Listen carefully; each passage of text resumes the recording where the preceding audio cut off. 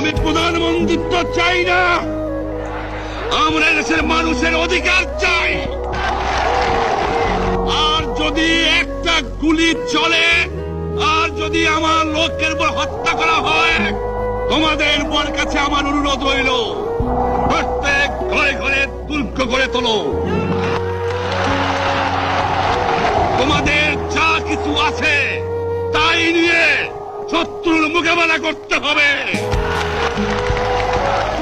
এবং জীবনের তরে রাস্তাঘাট যা যা আছে সবকিছু আমি যদি হুকুম দেবার নাও পারি, তোমরা বন্ধ করে দেবে। তোমরা আমার ভাই, তোমরা বেড়াকে থাকো, কেউ তোমাদের কিছু বলবে না, কিন্তু আর আমার বুকের পর গুলি চালাবার চেষ্টা করো না, ভালো হবে না। 7 কোটি মানুষকে দাবায় রাখতে পারবো না।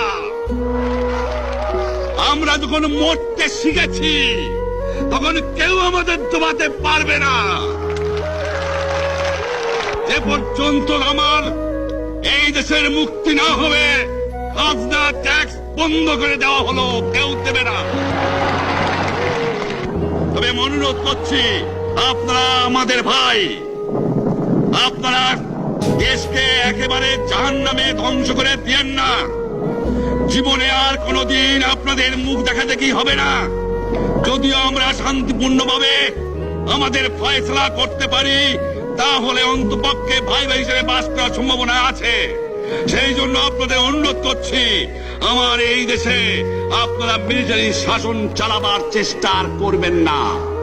দ্বিতীয় কথা, প্রত্যেক গ্রামে, প্রত্যেক মহল্লায়, প্রত্যেক ইউনিয়নে, প্রত্যেক সাব ডিভিশনে আওয়ামী লীগের নেতৃত্বে সংগ্রাম পরিষদ গড়ে তোলো, এবং তোমাদের যা কিছু আছে তাই নিয়ে প্রস্তুত থাকো। মনে রাখবা, রক্ত যখন দিয়েছি, রক্ত আরো দেব, এদেশের মানুষকে মুক্ত করে ছাড়বো ইনশাআল্লাহ। এবারে সংগ্রাম আমাদের মুক্তির সংগ্রাম, এবারে সংগ্রাম স্বাধীনতার সংগ্রাম। আপনারা আমার উপরে বিশ্বাস নিশ্চয়ই রাখেন। জীবনে আমার রক্তের বিনিময়েও আপনাদের সঙ্গে বেইমানি করি নাই। প্রধানমন্ত্রিত্ব দিয়ে আমাকে নিতে পারে নাই, ফাঁসি কাজটা আসামি দিয়ে আমাকে নিতে পারে নাই। যে রক্ত দিয়ে আপনারা আমার একদিন জেলের থেকে বার করে নিয়ে এসেছিলেন, এই রেসকোর্স ময়দানে আমি বলেছিলাম আমার রক্ত দিয়ে আমি রক্তের যে শোধ করবো, মনে আছে? আমি রক্ত তোমার জন্য প্রস্তুত। আমাদের মিটিং এইখানে শেষ। আসসালামু আলাইকুম। জয়।